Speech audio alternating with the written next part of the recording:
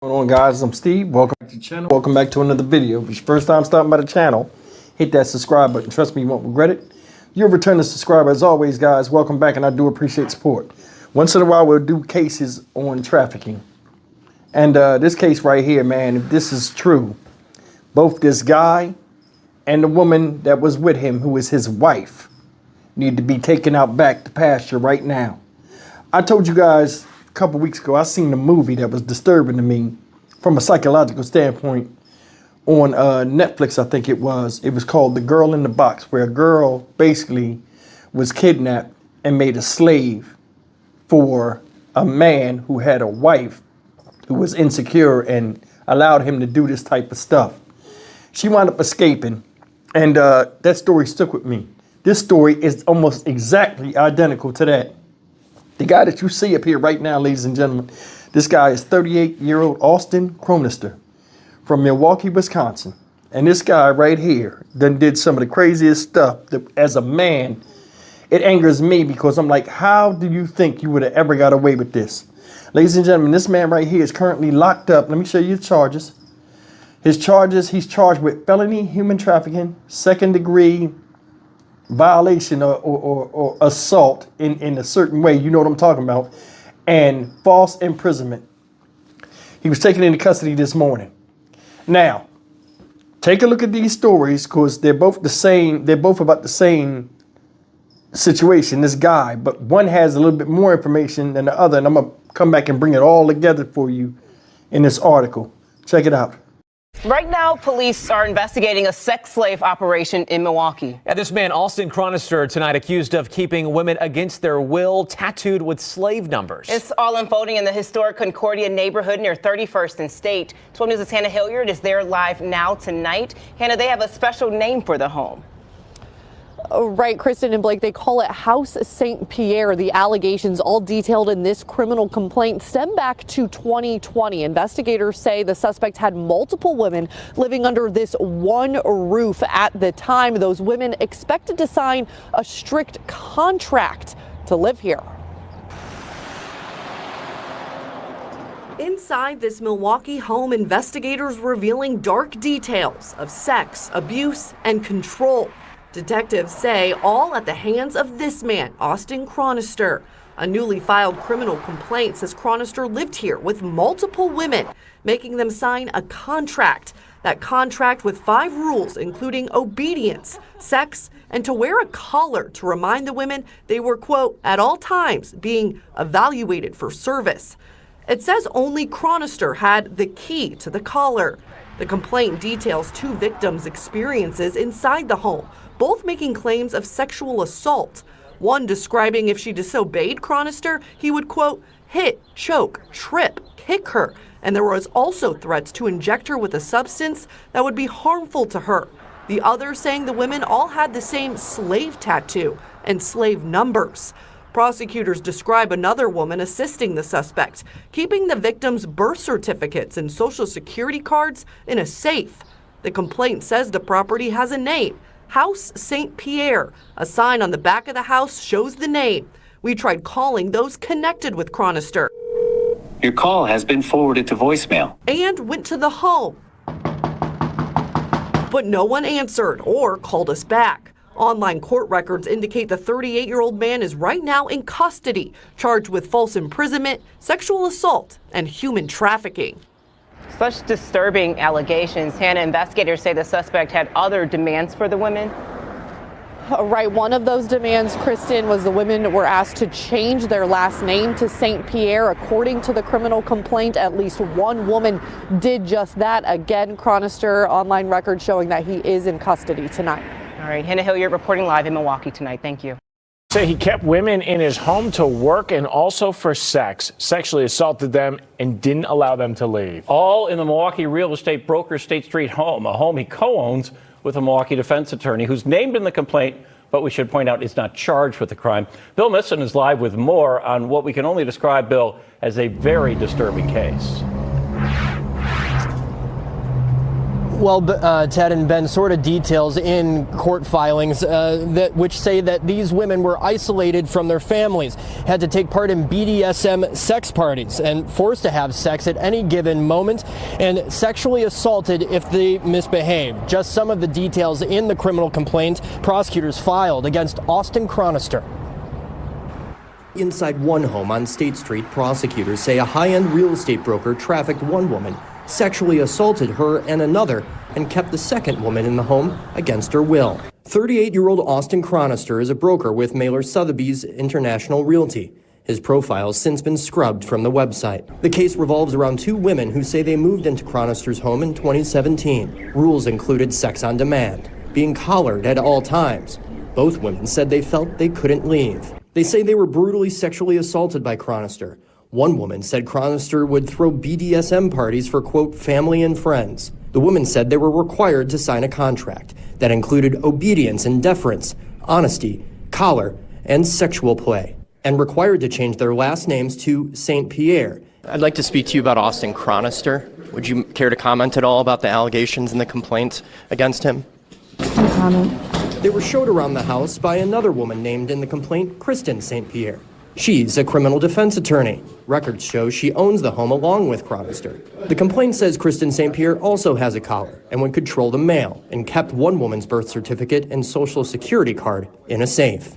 She has not been charged in connection to the case. I see a lot of beautiful girls coming and loading things up. For some who live in the neighborhood, the allegations are hard to believe. I wish I would have paid more attention, and I wish I would have seen the signs. Prosecutors say the investigation is ongoing and it's possible more charges could be coming. Reporting outside the criminal justice facility, Bill Miston, Fox 6 News. Surprising allegations, Bill. Thanks. That's the story of this piece of shit, Austin Chronister. Had women sign contracts and tattooed the word slave on them, and they had them in numerical order, depending on which time the slave came. Holding these girls for BDSM parties. And if they ain't do what he said, they get their ass beat. Now, they said it was a woman helping. That was his wife. Now, check this out. Let me read this small article up here. I mean, it's an article, but listen to this. It says, according to the criminal complaint, a contract allegedly included multiple rules for the women living there, including obedience, wearing the collar, which was reported. The victims told investigators there would be consequences if they didn't follow the rules, including physical violence. At least one woman was told by Chronister, who was also known as Rocky. That's what they was calling him, Rocky. She must change her last name to St. Pierre, like the house, St. Pierre, and he threatened to inject her with a substance that would do harm to her. Chronister's wife was also living in the house. She's the woman that was helping him. I want you to think about that. Woman with low self-esteem, to where she allows a man to have other women in the house and do with them as he will. I'm more than sure he didn't do his wife like that. You know what I'm saying? And she should be held just as guilty as him for that crime, regardless of how she felt or why she was doing it. Because I would love to be a fly on the wall and have detectives interrogate her and ask her why she allowed that and didn't say anything. This is the thing that's crazy. They say women have a lot of compassion. But nowadays you're seeing it to where women will watch a person of the opposite sex, whether he's married to her or not, do some of the most vilest things that they themselves would not allow this person to do. But they'll let it do it to another woman. The world is shifting in ways I can't even explain. You know what I'm saying? Women known for their compassion. How cruel is that? You just as bad as the guy, except you ain't got no dick. And I don't mean to be sounding messed up, but just think about this for what it is. I think we already know a certain type of woman go for that stuff, but I think these women that sign that contract and all this stuff lack common sense. And also, they must have fallen on really hard times and he took advantage of their desperation. You got to excuse me. My allergies are killing me today. But either way, man, said the complaint notes the women inside the home all had the same tattoo of a beetle holding a poppy flower and were assigned slave numbers. A victim told investigators another woman would keep their birth certificate and social security card in a safe that only St. Pierre had access to. You know that was the wife. How trifling is that? All of this trafficking stuff remind me of slavery. I don't give them no respect. Once it's found out that you did it, you and all your accomplices should be shown the daisies immediately. Seriously, this is crazy. Like, all these crazy sex crimes are like growing. And I think a lot of it has to do with, you know, a lot of people. All right, let me say this real fast. There are a lot of men out here. This is why we got a lot of freaks and crazy stuff happening, in my opinion. One of the reasons. We got a lot of men out here that are incels, involuntarily celibate. That's what incel mean. They sit in their house. They work because they have to. They're socially awkward. They're not out here in the streets meeting people. With social media now and dating apps, it's easy to project to be something you're not, and, you know, not know how to get along with members of the opposite sex. And you get people where their brain just deteriorates because they're not social like a lot of us out here. You know, not because they don't want to, but just the situations they're in. And this type of stuff happens. This guy had a wife. She wasn't enough for him. He had to go out and push it all the way to the extreme, and she rode to the hellfire right with him. So she should suffer the same brunt and punishment. You know what I'm saying? Because you was an accomplice to the BS he was doing. Online records indicate Chronister was a broker at Mailer Sotheby's International Realty. Though as of Friday, his profile was removed from the. Of course, they don't want to be attached to that. What y'all think, man? I mean, in today's society, there's no. What put this idea in his head? I mean, it should be no tolerance for this type of stuff. Listen, the first thing I would do if I was ever in office, which I would never be, because, you know, I'm a felon and they ain't gonna have me up in there. First thing I would do in this country is prioritize human life.